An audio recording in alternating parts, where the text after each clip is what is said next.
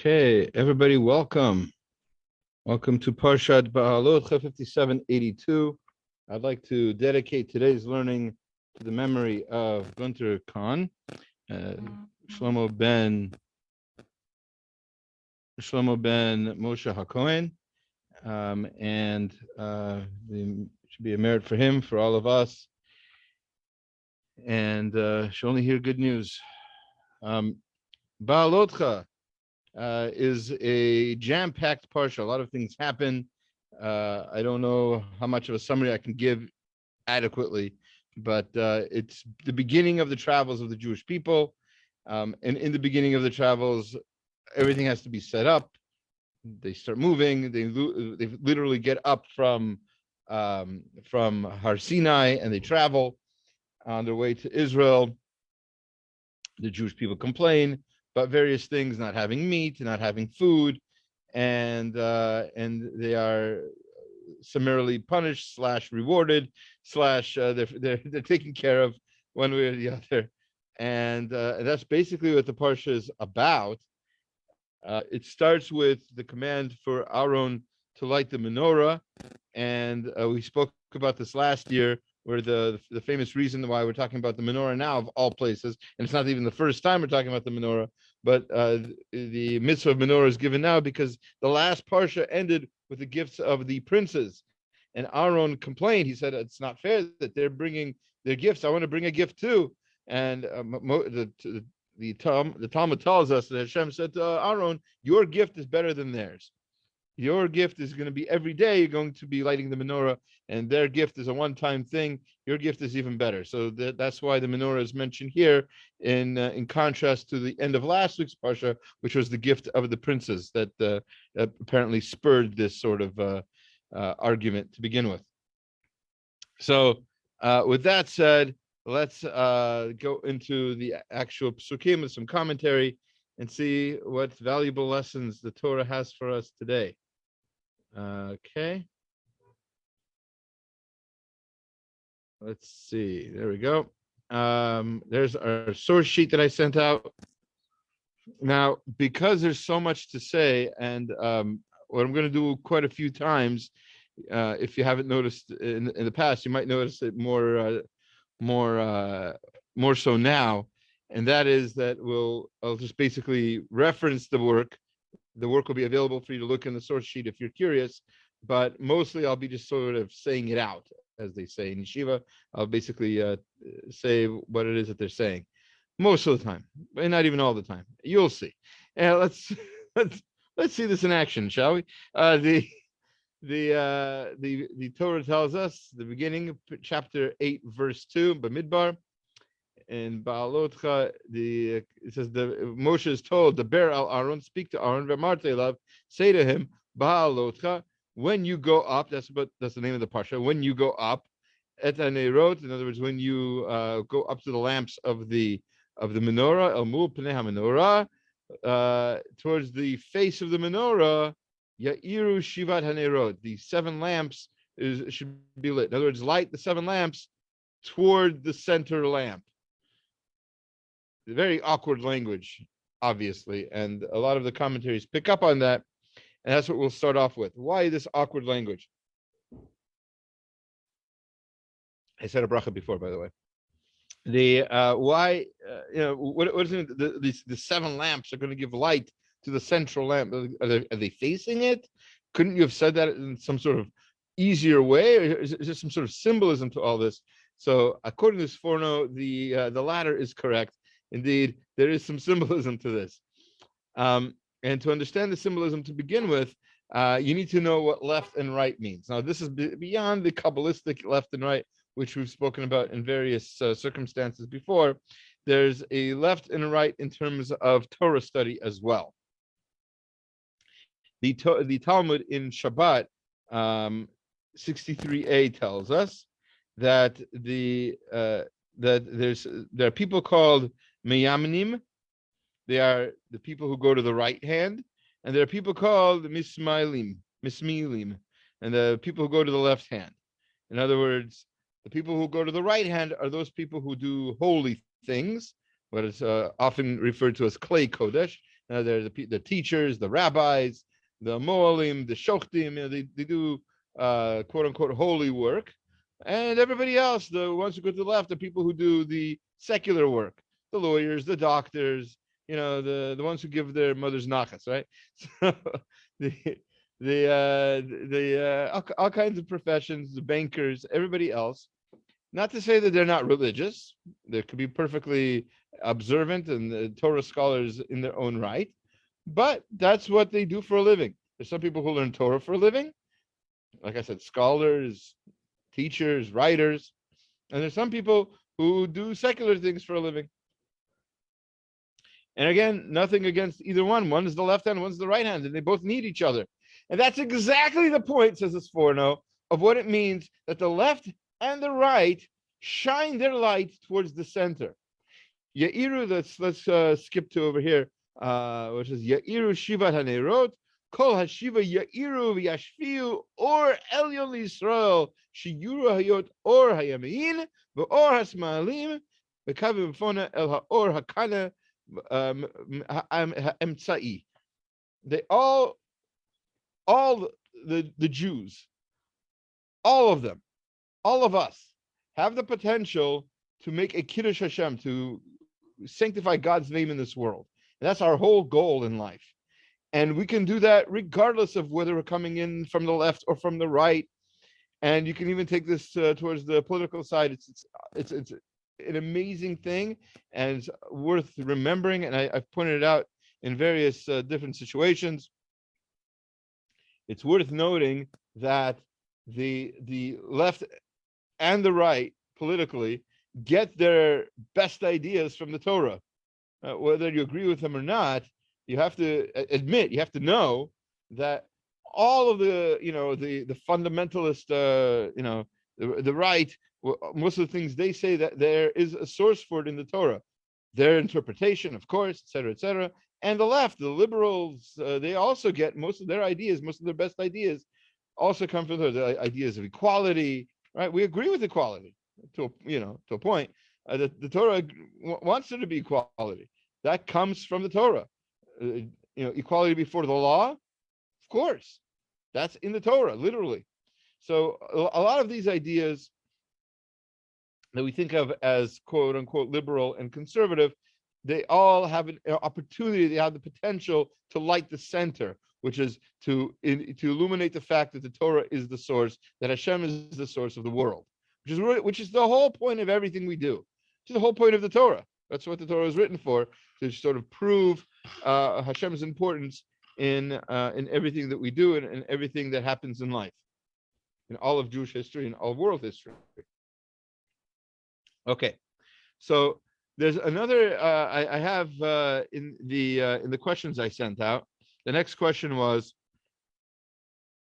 how does the Menora allude to the Oral Torah? Now, it's a well-known idea.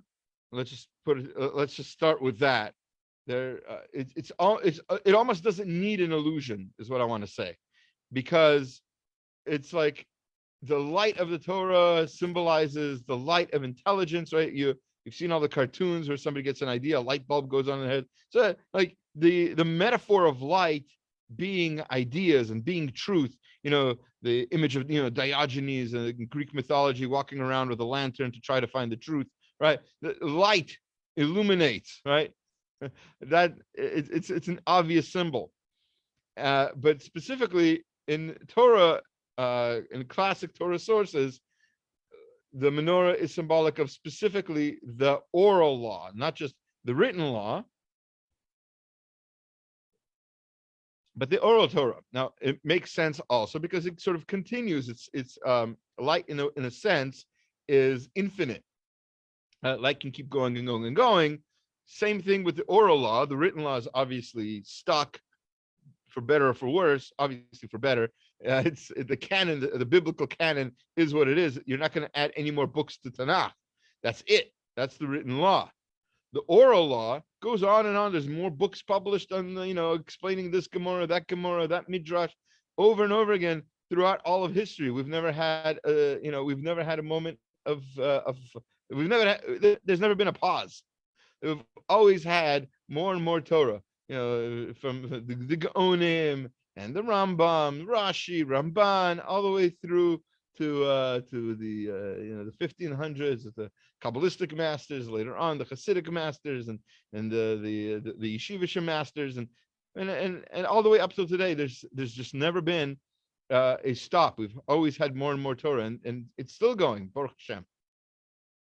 So it's very easy to understand how oral law is symbolized specifically by the menorah of all things. Another thing is, again, I don't want to dwell on this too much because we have other things to talk about, but the fact that Aaron is the one who lights the menorah is very telling, because Moshe Rabbeinu is the source of the written law. He's also the source of the oral law. But how do you know that? You know that because of Aaron. In other words, Moshe heard it from Hashem, and he told it to Aaron. So Aaron is that second party that accepted, that made the oral law oral, right? So that's an interesting thing. Now the Rav Avram Shor, my Rosh Yeshiva's brother, Shlita. So he writes in Halekach v'Halibuv another interesting gematria. Now, I don't know how much you like gematrias and such, but this is I thought this was very nice. So this idea that I've been talking about is hinted to in the word menorah. The word itself proves this point that I've been saying. Otiot ha'emtzayot, the middle words, shal menorah.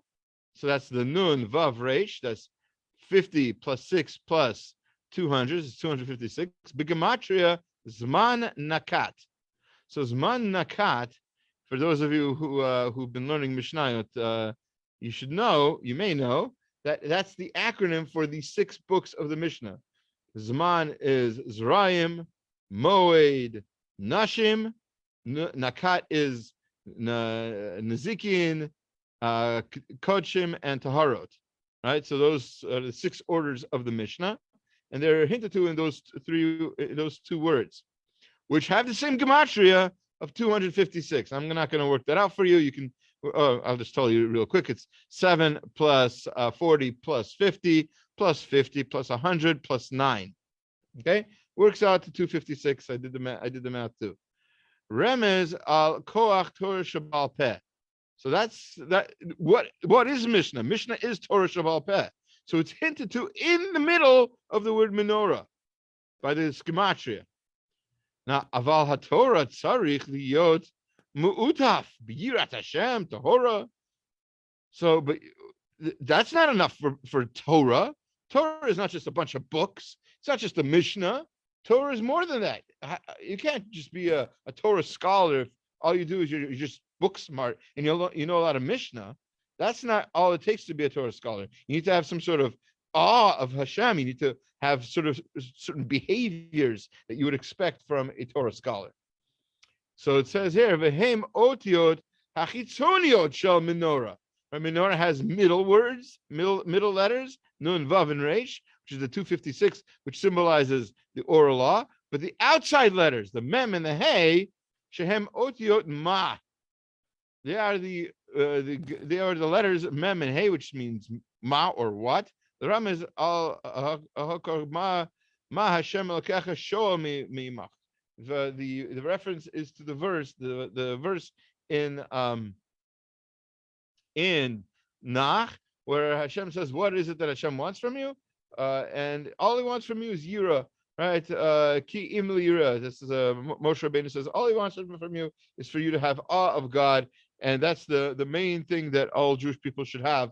So that's hinted to in the word menorah. You've got the nun vav resh, which symbolizes the oral law through the Mishnah, and then the mem and hey, which symbolizes ma. What is it that Hashem wants from you? It's this yira. So this behavior and this learning is what creates the scholar, and that is hinted to. That is a hint to the oral law in the menorah. Okay, well, now we're skipping. Like I said, we have a lot to do in very little time. We're going to skip now to the next topic.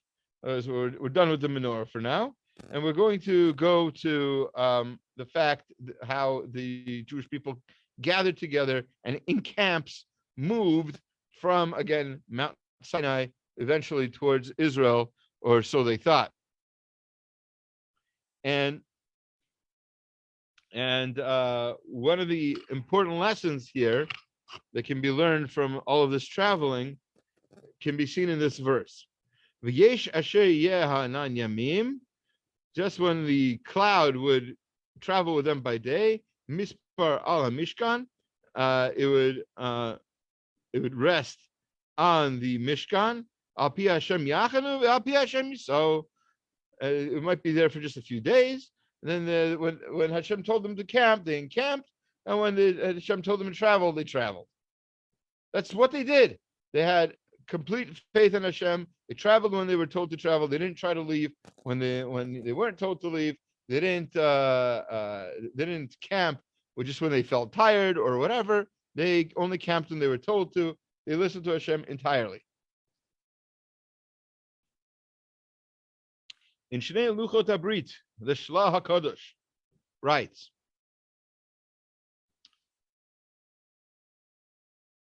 and by the way, there are different parts of the Shnei Luchot Abrit. There's a part that basically teaches sort of like ethical lessons from the Parsha. That's called Derech Chaim, just for your information. So, Al pi Hashem Yisrael, Al pi Hashem Yachanu, that verse that we just quoted, Achar kach kativ al pi Hashem Yachanu, Al pi Hashem Yisrael. It seems to say it in different ways, but it says the same thing over and over again. Yesh Romez Musar Mikan. There's an important lesson, important ethical lesson you can learn from here. Al kol pa'ula o tenua sha'adam osev yamar im yirtzeh Hashem o be'ezrat Hashem. Everything you do, and this is the source of this. You've probably heard people say words like this in the past. That's where the source comes from. If Hashem wants, with Hashem's help, everything depends on Hashem. That's the lesson to learn. The Jewish people learned it in the desert. They didn't move without being told to by Hashem. Hashem, they completely depended on him. We do the same thing. It might not be so obvious for us, but every single event in life comes from Hashem, and it directs us towards something. You have to have a reaction. You have to then do something because of the particular event, and that's what we're about. Hashem helps us. Hashem directs us, and He helps us. And the more we realize that, that's an important lesson to learn, just generally in life. Yeah. All right. So now we're going to skip to the next chapter, like we said, and this is the famous upside down nunns, not to be confused with upside down nuns. Definitely not the flying nun. Sally Fields excluded here. All right. So we've talked about this same question last year. We spent quite a bit of time on it last year. You can look at the video if you like. But famous idea. We're going to spend quite a bit of time on it today with several different sources. Because, believe it or not, there's a lot to say. I guess you believe it. You're here after all. Okay. So right, so what do we say when we open the ark? Vayhi ben so Aaron vayomer Moshe. Right, when we take out the Torah, and this comes from this parsha. So does the when we put the Torah back. Uvenucha yomar shuva Hashem. Right, so whatever tune you sing to that. Uvenucha yomar shuva Hashem. Right, so whatever tune you sing, they're all both the verses come from this pasuk. So they're surrounded by these two upside down nunns, and the first one says, "Vayhi ben so Aaron vayomer Moshe," when the ark was going out. In other words, when it was moving. In other words, when the tribe of Levi was carrying the parts of the Mishkan, including the Aaron, to their destination to set things up in order for the Jews to encamp there. It says, "Moshe kuma Hashem." Moshe said, "Stand, get up, Hashem, or go forward, Hashem. Ve'afutzu evecha, get rid of your enemies. Misanecha mipanecha. All of the people who hate you should run away from you." And then Umnucha Yomar, and then when it stopped, he would say, Shuva Hashem, rest Hashem, or come back Hashem, Ruvot Alpha Yisrael. To you are Hashem's, you are Israel's myriads of thousands. Right? So that's just some poetry that Moshe would say when the camp would when the camp would travel out, and when the camp would stop. Okay, this is, by the way, in Bamidbar 10:35 and 10:36.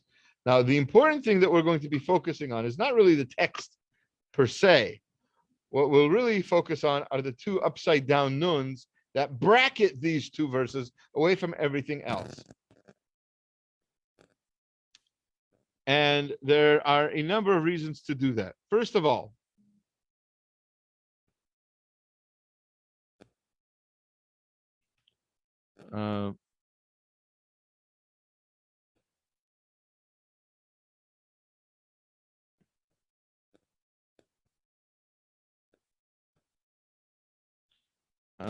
sorry, I get questions in the middle of the class.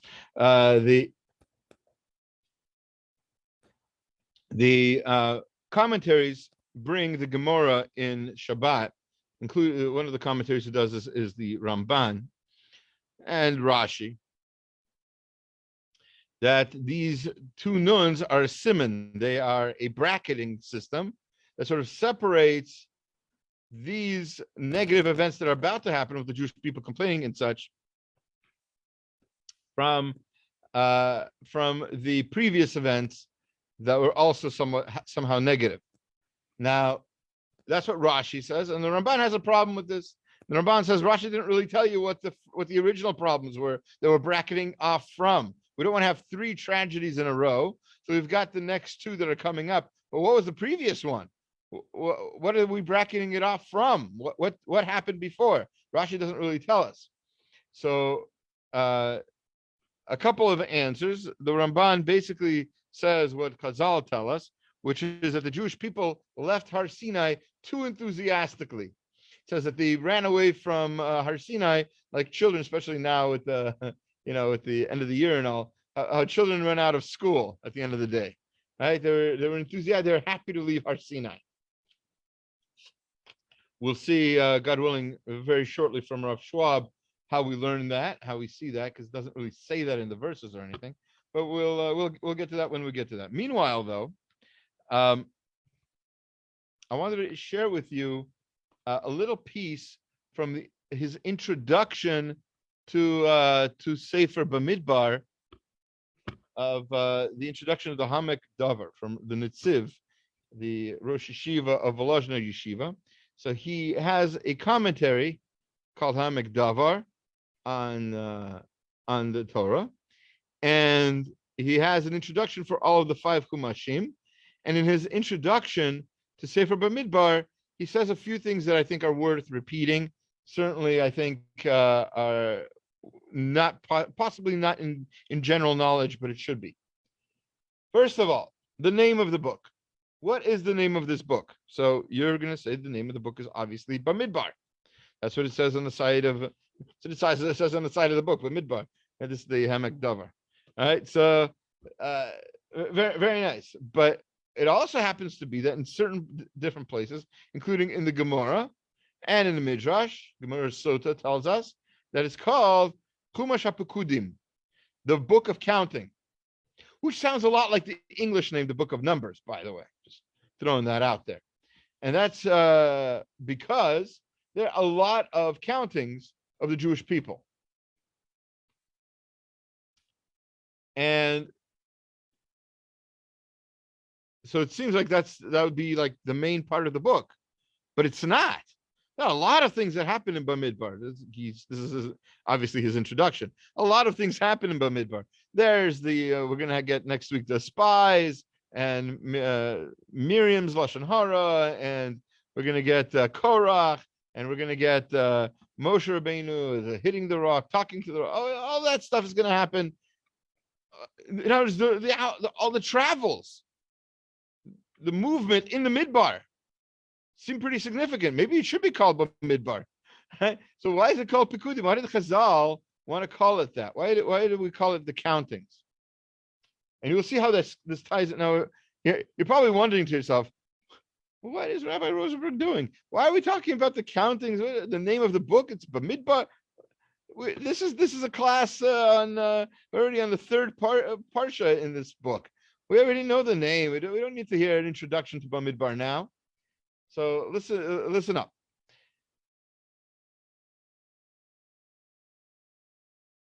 These two upside down nunns, according to the Gemara, not just anybody in the Gemara, but according to Rebbe in the Gemara, the author of the Mishnah itself, Rebbe, it's his opinion that we don't have 5 books of the Torah. We have 7 books of the Torah. And those 7 books are Bereshit, Shemot, Vayikra, Bamidbar, up to this bracket, up to this upside down nun. Then these 2 verses are their own book. That's the 6th book of the Torah, sorry, the 5th book of the Torah. The 6th book of the Torah is the rest of Bamidbar, all the way to the end of Bamidbar. And then Devarim is the 7th book of the Torah. So that's how you get 7 books of the Torah.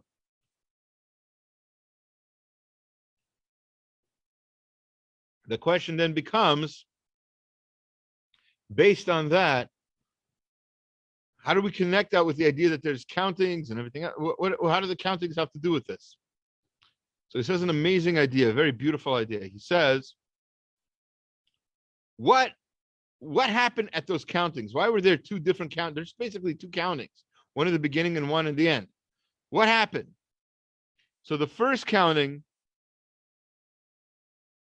was before they lived a life of miracles. Now they've seen miracles, don't get me wrong, but they didn't live through miracles. Like right now, what they're about to do, walking through the desert, surviving with the clouds flattening the earth, their clothes not wearing out, they're eating manna, they're drinking the water from a moving well, right? All of this is miraculous. So miraculous that there had to be a counting before they lived a life of miracles and after they lived a life of miracles, because they became changed people. And if you want to know when was that split that made this a book of Pekudim and made this a book of counting with a life of miracles before and after, it's these 2 verses. That's why these are separate books, says the Emek HaDavar. They're 2 separate books because they're focusing on the fact that the Jews lived 2 different lives in the Midbar. A life of previous to a life of miracles, and that's why they complained, etc., etc. They didn't know they'd be living a life of miracles, and then they lived this life of miracles for years and years, and that's what the second counting of the in the end of the Bamidbar represents. And that split happens at these 2 nunns. Okay, and that's why they're separate books. All right. Question. How did, if we, I mentioned this before, the rabbis say that the Jewish people ran away from Har Sinai like children running out of school. They're so excited not to have to learn any more halacha, no more Torah. Oh, we have a break, summer break. How does Chazal know that? How do they know that? So Rav Schwab in Mayan Beit HaShoeva says a beautiful answer.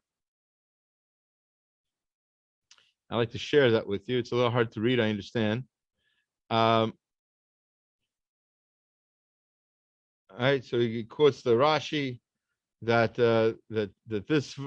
these verses split up the negatives from the Pranios Rishon. It says V'yisu Mehar Hashem. So the first bad thing they did was that they left the hill, the mountain of Hashem. That's what it says. The verse 10. Chapter 10, verse 33 says, they left the mountain of Hashem. Amar Rav Chama Bered Chanina, Shesaru Ma'achrei Hashem Achakach. They ran away from learning Hashem. Pirsha Toso B'Shem Midrash, Yilamdenu Shesaru Ma'achrei Hashem, B'ma Shesu B'Har Sinai, Ketino Kayotze Mebeit HaSefer, like a child running out of school. So that's the famous answer from Tosfot.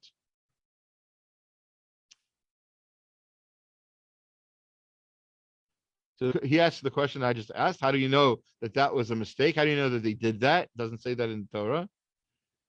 So he gives he says that this mashal, this metaphor of like the child who runs out of school, lamdu chazal mamashi yesh ludaktik al masha amar akatuf v'yisumash mahar Hashem, that they went away from the mountain of Hashem. Shaya sibat kriyat har Sinai b'shem har Hashem. The fact that they changed the name of Har Sinai to Har Hashem. In other words, they took no ownership of the Torah they were learning there.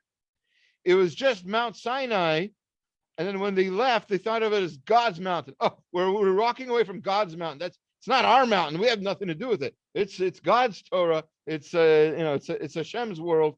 It has nothing to do with us. We're nobody. We're nothing. We're just gonna leave this behind. It's like it's not our school, right? It's the teacher's school. It's the teacher's classroom. Right? It's not mine. They took no ownership of it. I saw a question online this week that I wanted to answer with this Rav Schwab. Somebody asked online in one of my Torah groups. Question was this: we know that certain places become holy when something holy happens there. Something amazing happens there, it becomes holy. What about Har Sinai? Har Sinai doesn't seem to have any of the trappings of holiness. We have to take off our shoes when we go there. We don't make a pilgrimage there. Right? All the people who keep Rosh Hashanah in Ukraine, maybe they should keep Shavuot in Har Sinai, but they don't. Right? Nobody does. So we know where Har Sinai is, but it doesn't. There's no like mass tourism exodus in that direction. What's going on? Who's cutting out the profits of the Har Sinai travel agents, right? So the answer is very simple based on what we just said. Har Sinai is not the mountain of Hashem. It's not the holy place where Hashem is. It's where we were. We made it special. We learned Torah there. We got the Torah there. We heard Hashem's voice personally there. We became a nation there. It's not like it's just a holy special, no touchy kind of place. It's the other way around. As soon as the Torah was given, Hashem said, "Go ahead and touch the place. Go to the place." While the Torah is being given, okay, so it's holy. It's an important place. Don't let your sheep just like wander around over there. But after the Torah is given, it's just a place. And your Torah that you're learning there is Torah you're going to learn everywhere. In San Diego, California, in New York, wherever you go, you're going to be learning Torah. So it doesn't matter that you got the Torah in this particular place. It's not Har Hashem that they ran away from, right? That's not the idea that Hashem had for Har Sinai. Har Sinai is a special place because of what happened there. True. Har Sinai is not a holy place because of what happened there, because it wasn't designated as such. Like I said, it's a long piece from of Schwab, but definitely worth a read if you get the chance. All right, now we're going to skip to, as promised, we're going to skip to the Jews' complaints. We're going to see two very different commentaries dealing with the complaints of the Jews.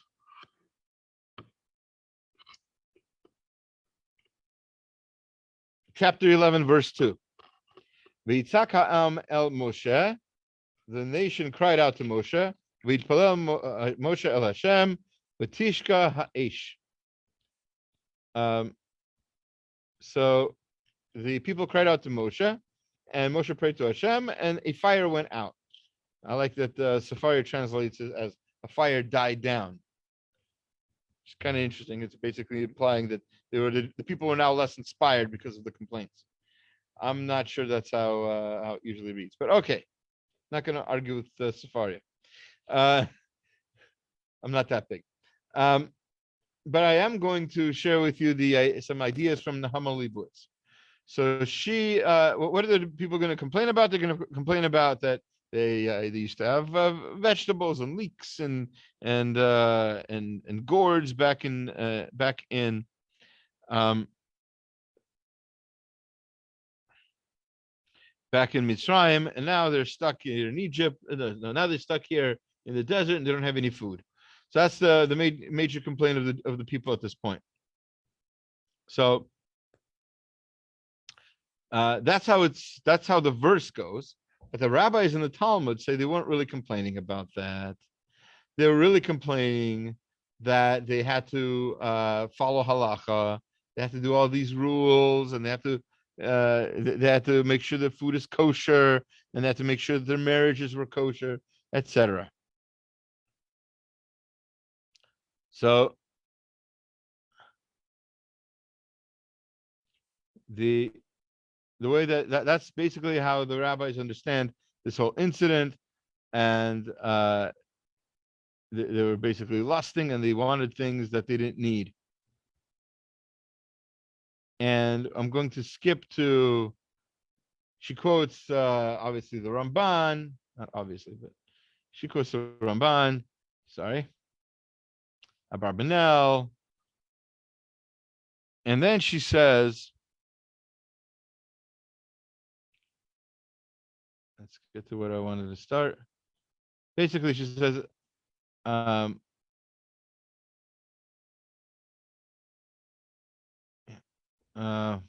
me 1 second. Oh, oops, I went too far. Okay. Hitherto we have cited all those who try to explain the text literally, who wish to answer the question of the sages in terms of the tricks that memory deliberately plays with the person. They forgot the injustices they had suffered. Only pleasant memories remained of the general helpings of food given them. The reason underlying this generosity was of no concern to them. In other words, let me explain the parts that we've skipped, basically. What she says is that the Jewish people were complaining. That's obvious. That's in the verses. So why is it that the rabbis need to learn out that they were upset about halacha? Why can't they could have just been upset that they didn't have fish. They could have been upset that they didn't have cucumbers. So it seems to us that our rabbis evinced a profounder understanding of the Israelites' character. Was it really and truly fish and cucumbers that prompted this outcry on the part of the Israelites? Perhaps this was merely the outward form their inner dissatisfaction took. A community will accept suffering and want with enthusiasm and eagerness, provided the ultimate aim of it all is one which appeals to them, or with which they can identify themselves. Right? Forget about community for a moment. You've got kids, and you tell them, kids, we're going to go to Disneyland. Yeah, that's terrific. But the thing is, we have to hurry there. So we're going to have to skip breakfast. We're going to be a little bit hungry till we get there. Okay, we'll be hungry. That's fine. So take me to Disneyland. Right? So you take them to Disneyland, and they might complain on the way, but originally they agreed. Why? Because they were willing to make that sacrifice to have that better thing of going to a fun place. In theory, a fun place. All right. So no sacrifice of convenience, property, health, and even those near and dear will be too great, provided the goal is valued and sacred in their eyes. On the other hand, when discontent lurks in the heart of the public or individual, grumblings and murmurings, criticism and defamation will flare up at the slightest pretext. The most trivial difficulty will be magnified sevenfold, and even the tiniest inconvenience regarded as a major violation of their rights. The real motives for the inner discontent is not explicitly expressed, either because the person is unaware of its cause, or because it springs from forbidden desires which have to be suppressed and concealed. Instead, the malcontents make much of the trivial complaints and always have a grievance. The onlookers will be puzzled. Are these trivialities worth such an outcry? As I will not be able to distinguish between the pretext and the real cause lurking deep down. Our sages detected this. When they said himam, they meant free of mitzvot, chinam, free of mitzvot, not food or drink, fish or cucumbers, whether given away or cheap, fresh or stale, really concerned them, but that freedom from irksome demands of civilization and standards of self-discipline, which they had enjoyed in Egypt. Right? So the point is that there's something deeper going on, and that's what the rabbis were saying when they asked for fish and cucumbers. Okay, yeah, maybe they wanted fish and cucumbers too, but there was a much bigger thing that they were dealing with, and that's a desire to be quote unquote fry, to be quote unquote free of mitzvot and not have to worry about anything and just live life on autopilot and not have to think. Right. Okay, so that's the Mora. And now let's look at something that Rav Zalman Sorotzkin says about this in Oznaim LaTorah. His big question is, the verse says, oh, I didn't quote the verse, did I? Did I? That's silly. Sorry about that. All right, so I might try to remember to add that later. But the verse says, this is chapter 11, verse 4. It says there, I'll just read you the verse real quick. V'hasafsuf asher b'kibo v'ti'avu ta'ava v'yashuvu v'yichbu gam b'nei Yisrael v'imru mi yachilenu basar. So I don't even know how to translate the first word without giving away an interpretation. But the first word, Beha'alot'cha, means a grouping of people, right? And they were among they basically encouraged people to have a desire for something they didn't have a desire for earlier, and people would suddenly wanted this meat that they were going to ask for because the man wasn't like meat at all. And instead of meat, they got slav, which is like pheasant, and that's what they ate for meat. That's one of the reasons why meat and fowl, why fowl counts as a kind of meat, at least rabbinically. Okay, that grouping. He's the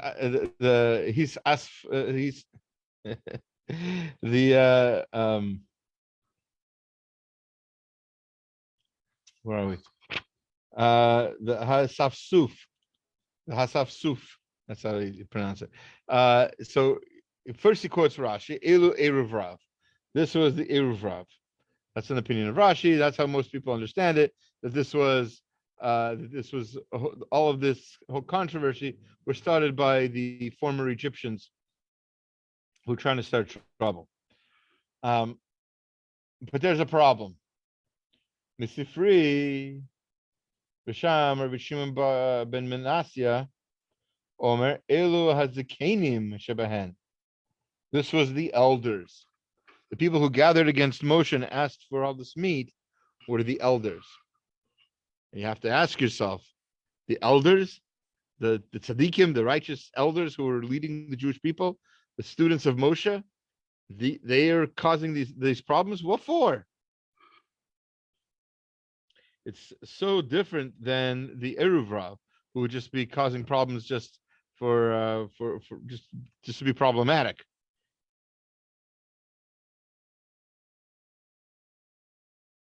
So he says, Kashima Od. This is a big question. How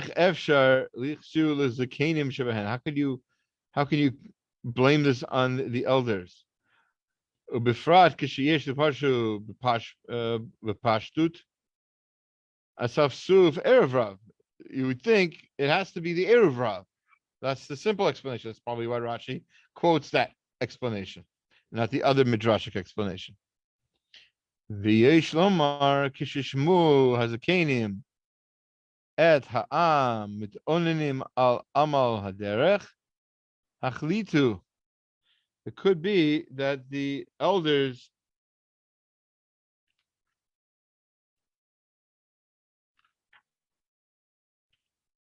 um,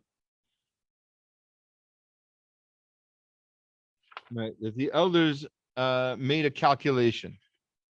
They tried to reason here. They realized that that these were not people who were just trying to start trouble here.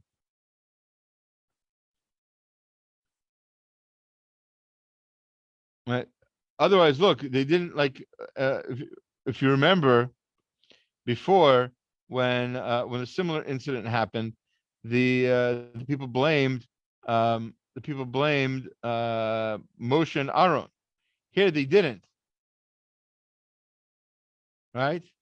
When they complained about the man. About ein b'man koach lazon l'chazek et haguf ועד כדי יכולת לסבול את טורח ועמל דרך קשה כזה. So the man had certain powers, had certain abilities that were not true for other things.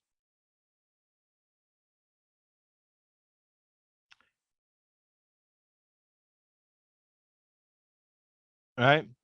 Okay, so let's skip the parentheses. לפיכך יצאו לבית ישראל לבכות באזני Moshe. Rather, they decided they were going to give the advice to the Jewish people to cry to Moshe, Mi yachlenu basar, we want to eat meat. אבל לא הסמיכה דת אל יולדתם של זקנים. So the Zakanim were wrong in this. The common people, obviously,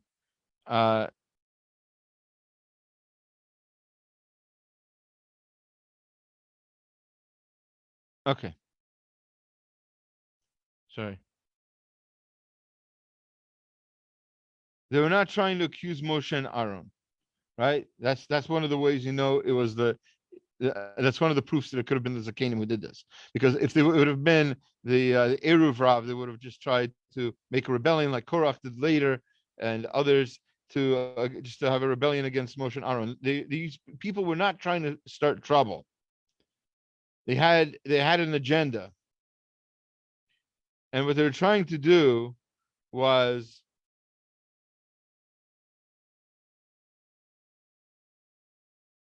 right.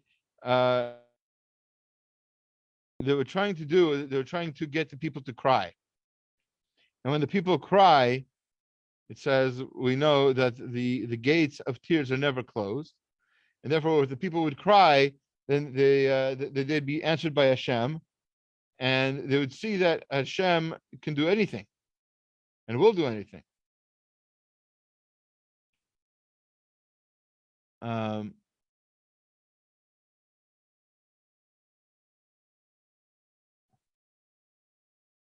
Hold on. I'm just trying to find the source here.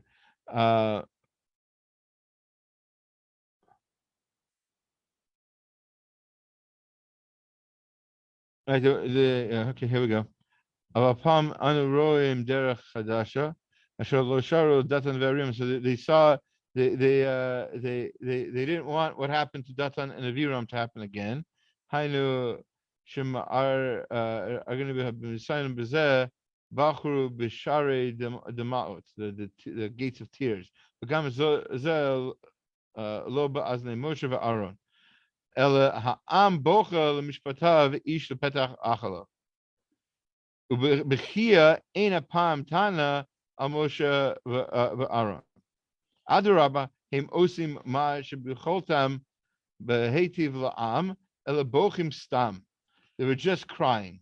Instead of crying the way they should have, they were just crying. Mi yachlenu basar, who's going to feed us meat? Azakuk ata la'am. And what ended up happening was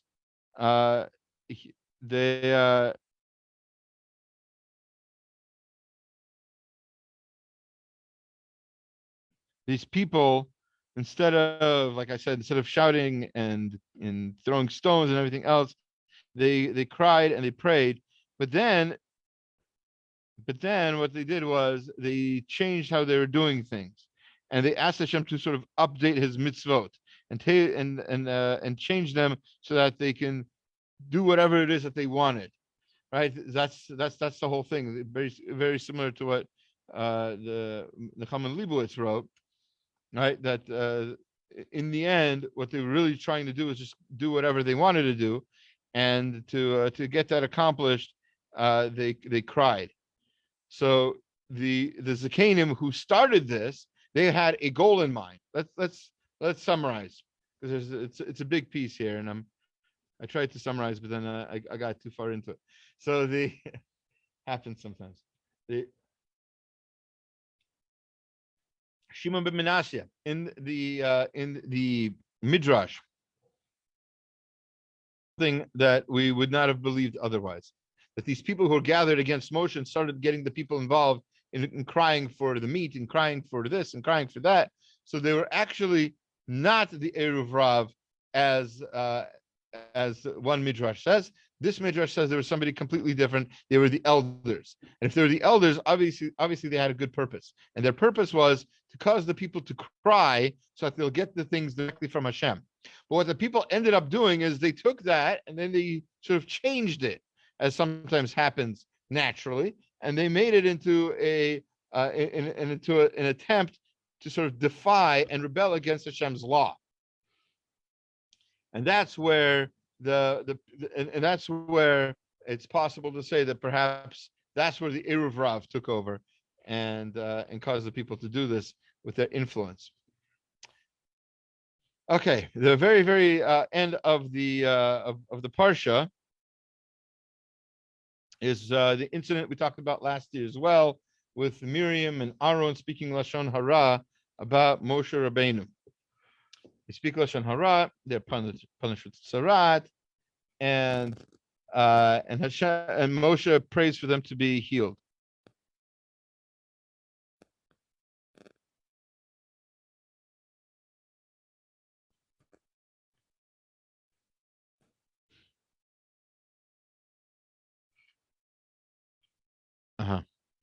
I'm sorry.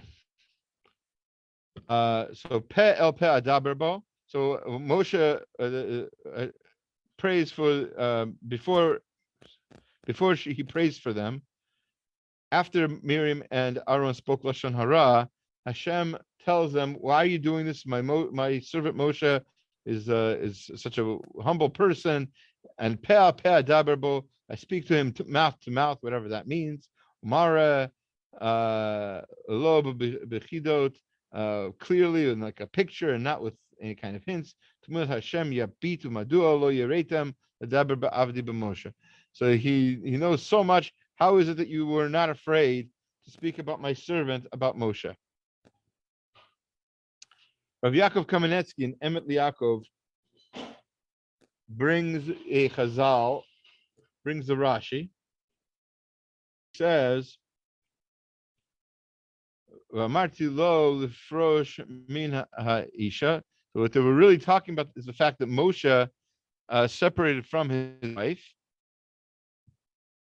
and from the time that the Torah was given at Sinai, he didn't have any more children with his wife Zipporah.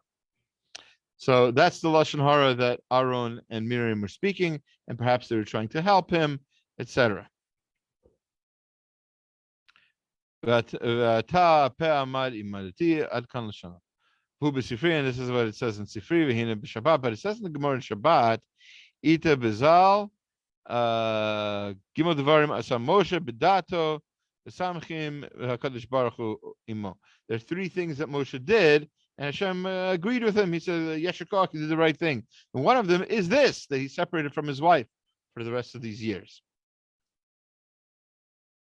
So now the question becomes, if he did the right thing, so why are they speaking Lashon Hara about him? So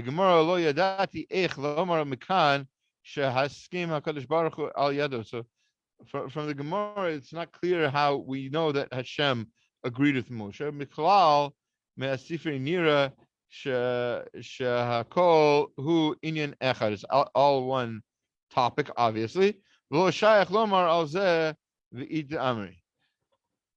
Anyway, l'chora ala medati the fash b'pshuto shel mikra.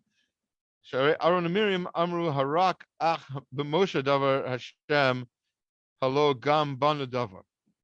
So it seems clearly that that Hashem is telling Moshe, telling Miriam and Aaron that there's nothing that they can say against Moshe in this point, and not in this instance anyway. A Pirish Rashi FLP lo pirshanu mederech eretz. It's not the right thing to talk like that. Amnam kevan shemitzinu b'chilak hakadosh baruch hu madrego tanavua shel Moshe mishar neviim. Moshe's nevuah, Moshe's prophecy was greater than theirs. In fact, as we know, Chazal tells Rashi brings down that one of the ways that we know this is because when Aaron and Miriam were summoned to come to Hashem, they were summoned like you have to come immediately. But they weren't ready. They weren't physically ready because they weren't separating from their spouses the way that Moshe was. L'chein mana pasuk zeh nitztaref lefi zeh ligros b'gemara pe adaber bo hulei d'chtzat ele hiksha lomar ken de samich b'kra medua lo yaretem ledavar avdi b'Moshe mashma de minama alos hanavua rak l'chvodo shel Moshe's nevuah. Moshe's prophecy was so great, and it was in his honor that he was able to do the things that he did. Now, there's a Gemara in Sanhedrin, right? Sanhedrin 89b, and it says, "Kilo yase Elokim davar ki im gala sodo." Hashem always, when he gives a navi, a prophecy, he gives the hint of the prophecy to all of the other concurrent prophets.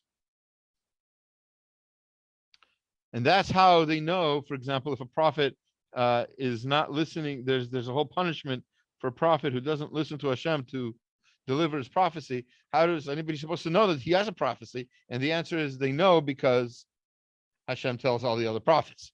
So at least hints to them that there's this other prophecy that needs to be given. So if that's the case, so what's going on here?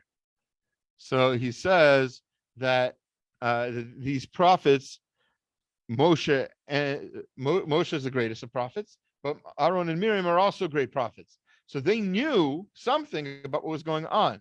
So how could they be punished for speaking Lashon Hara about Moshe? Because they should have known better. They were told that Moshe had some sort of prophecy that they didn't have. They knew what was going on. He gives all the prophets an equal sort of knowledge about a particular prophecy. And that's what it means. He speaks to certain prophets mouth to mouth.